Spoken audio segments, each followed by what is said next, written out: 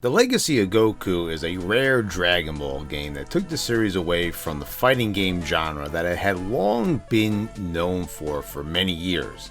It's always been a real marvel to behold when the series does venture beyond its synonymous genre. That's why I so heavily enjoyed games that we've discussed on this channel prior, such as Kakarot and Revenge of King Piccolo, that dared to branch out. So I mentioned this game briefly in my Kakarot video when I talked about the RPG elements brought to the table and the fact that it was heavily adventure oriented. Well, I always found it odd how the most adventuring we ever got in a Dragon Ball video game was the Legacy of Goku series up to that point. So the year is 2002 and the first game in the Legacy of Goku series is released, and the funny thing is, to put in perspective how long ago this was, Toonami wasn't even done running every single episode of the anime at this point. We were still in the midst of the Buu saga, and it was over 20 years ago. Oh my god, this was so long ago. Unbelievable how time flies. Now, believe it or not, this was my first time actually playing this game. It's one of those games I was always planning to buy, but just never did. So it's 20 years after the fact. And what did I think of this RPG adventure Dragon Ball hybrid? So the Legacy of Goku lets you play through the Saiyan saga up until Goku defeating Frieza on Namek. So you may be thinking, oh wow, there's so many characters in DBC, I can't wait to play as Gohan out in the wilderness or take control of Piccolo and deliver the final blow to Raditz. Well, the fuck you say, my good sir. Did you not see the title, pal? It's the Legacy of Goku. You reading comprehension inept fool. This is the Goku show, and you're only going to get to play as Goku. Honestly, idiot! I don't have a problem with this, but it does result in major parts of the story being skipped over because, let's face it, there's many parts of DBZ when Goku is not on the screen. But I'll be honest, I'm not complaining all too much because although it does come off as lazy, I definitely had a good time here overall. So we turn on the game, and what do we see but a full motion video on the Game Boy Advance, and holy shit, my eyes are obliterated by a pixelated mess. I mean, damn, I know it's hard to process this type of stuff on the GBA, but dear lord, it's like they didn't even try here. Yikes. Plus the title screen is a still picture, and even that's pixelated to fuck.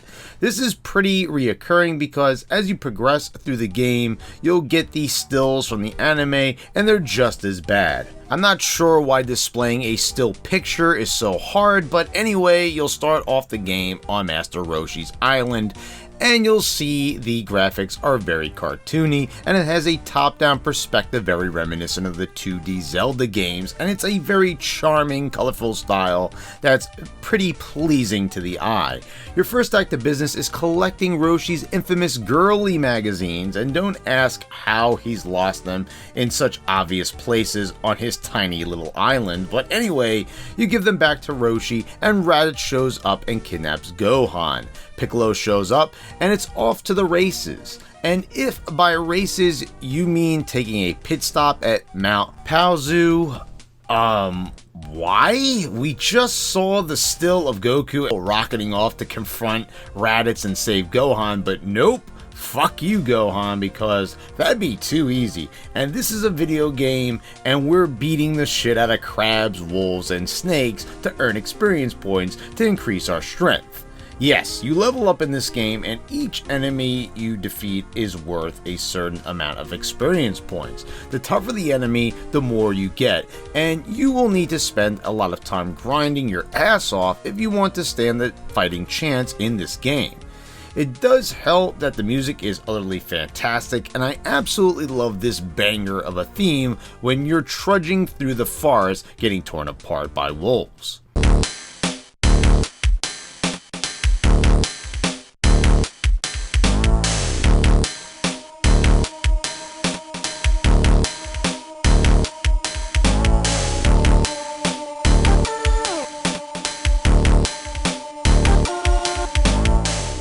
Goku could defeat the king of demons as a kid, but somehow a mere wolf is just too much for him. Go figure. Consider it a prelude to the trio of danger, I suppose.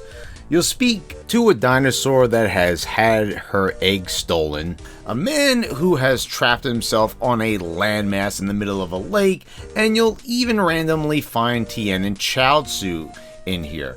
The only way to exit the forest is to kill the T-Rex guarding that very exit. So before we go any further, let's go over your abilities and moveset. Goku will start off with a basic Ki Blast that refills itself over time, and it can be charged up.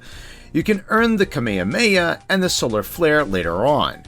You get a basic punch that's pretty much worthless.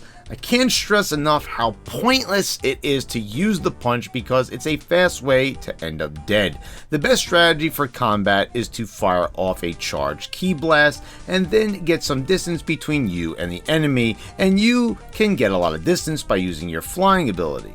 This doesn't recharge and wears down pretty quickly, and to replenish it you'll have to collect a power-up. So after beating up countless wolves, you'll have earned enough levels to beat the T-Rex and find the neighboring town, where you can gain access to where Raditz is waiting. But this old David the Gnome looking bastard is forbidding you from leaving until you take care of all the missions in the forest and in the town. Get me out of here! Get me out of here! So remember that when you're bringing him his lost cat and picking flowers for this kid to give to his crush, Gohan is waiting for you during all this.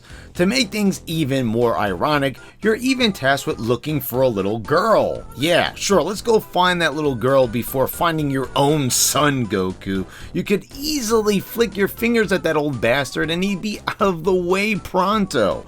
It's pretty odd that this guy's house acts as the only known exit to the wasteland through this creepy ass dinosaur skull. So it's off to fight Raditz, and Piccolo is here too, but he won't lift a finger to help until you deal out enough damage.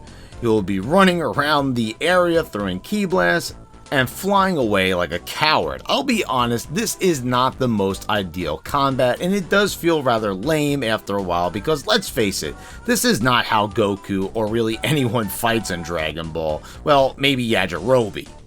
Raditz will basically chase you around until you can get far enough away to hide, and if you get in the line of sight, Raditz will fire a Ki Blast at you, and if you get too close, you'll usually take a punch. So after the iconic scene of Goku and Raditz going down to Piccolo's special beam cannon is reenacted, you'll find yourself on Snake Way, and I was pleased to see this inclusion.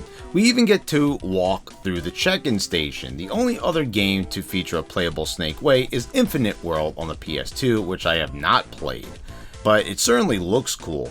You'll even meet Princess Snake on the way, but there's no palace and she doesn't turn into a snake, which is kind of disappointing.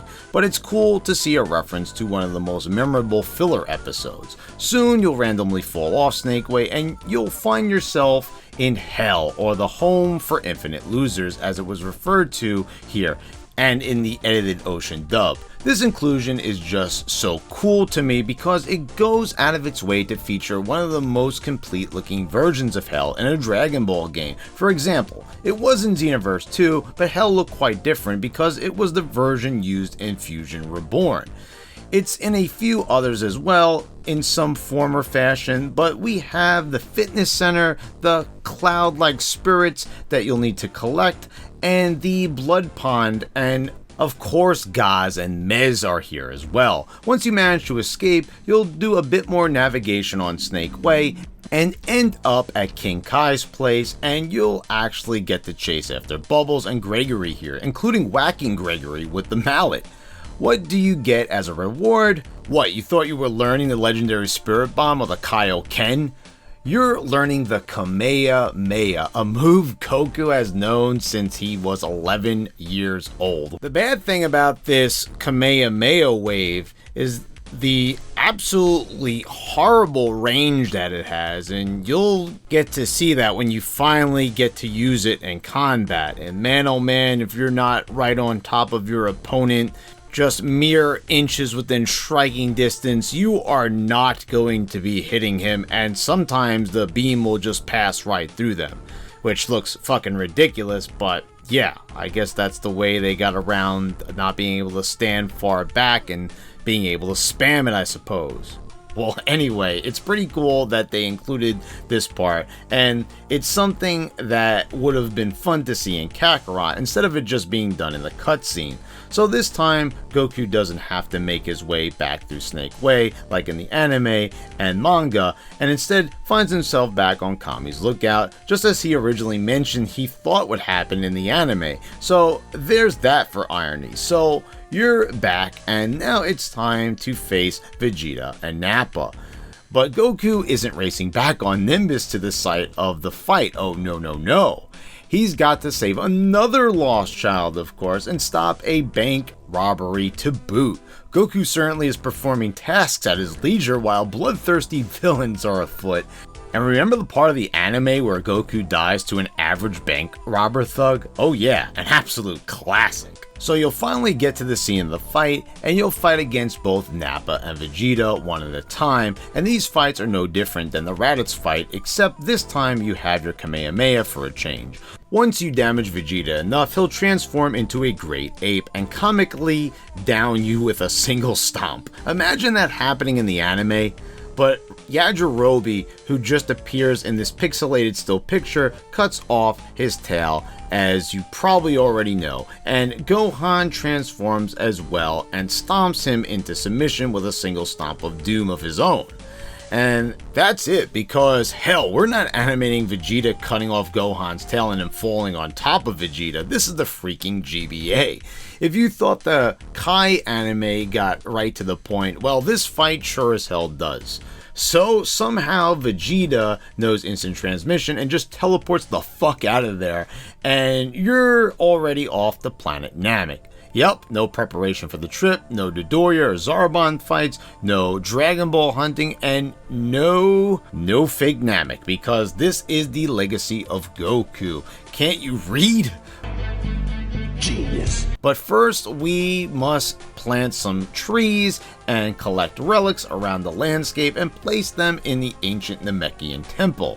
It's rather odd to see all these Namekians alive because everyone except for Dende and Guru are dead as a doornail when Goku arrives. You will need to level up here because somehow Frieza's soldiers hit harder than even Vegeta, and you will die very quickly. But luckily, they give off enormous amounts of experience points.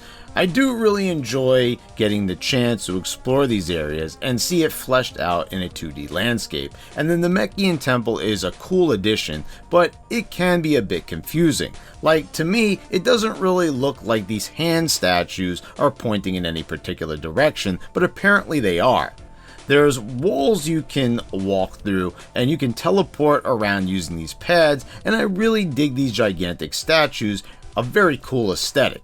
So you'll find out that this is actually a pathway that leads you to Gohan, Krillin, and Vegeta. Well, how convenient. And you will fight all of the Ginyu Force facing Recoome, Berter, and Jace, and then finally Captain Ginyu himself, and they're easy as hell because you've probably leveled up a lot at this point, killing all of Frieza's goons. A quick trip to the recovery chamber, and it's off to fighting Frieza, and you will actually fight all of his forms, which of course did not happen in either the anime or manga. When he evolves into his final form, he'll kill Krillin and Goku will transform into a Super Saiyan, and Frieza is basically the same story with all the other bosses, fire the Kamehameha and run away. Rinse and repeat. There's no Goku showing Frieza mercy by giving him energy, or Goku racing around looking for a solution to escape. Planet Namek just blows up. And we will get to see another one of these fantastic pixelated full motion videos, this time of Planet Namek blowing up and Goku crying out. And we just see empty space behind the credits, and there's something very ominous about this. That's a pretty nice touch, leaving the game on a cliffhanger like this with the perfect lead in to the next game, The Legacy of Goku 2. So let's face it, the first installment of The Legacy of Goku isn't the most in-depth Dragon Ball experience. Does it cut corners? Absolutely. Is it fun? Absolutely. There's just something so charming about the simplified storytelling of the DBZ story and the expansion of that classic story with the exclusive game content. Sure, it's nothing mind-blowing, but adding something like the Namekian Temple was interesting to explore and to look at. The combat is pretty freaking repetitive, but I did have fun playing it. Its strength is definitely more on the side of style and the sense of adventure and exploration than the combat, even if there is a lot of combat to be had. It was really original and cool to actually do more than just be in fights and watch cutscenes that represented the story arcs like we see in so many Dragon Ball games. This time we actually got to explore these places, see them fleshed out graphically, and speak to the people populating the environment. Maybe it might seem unnecessary to some, but it is a fun take on the series, and I enjoyed my time with the game. So let me know what you guys think about the Legacy of Goku down in the comments below, guys. Have you played this game before? What are some of your favorite memories from playing this game back in the day? Or are you like me? You were someone that didn't play the game at all as a kid and you played it more recently, or maybe you haven't played it at all. And please subscribe if you haven't already.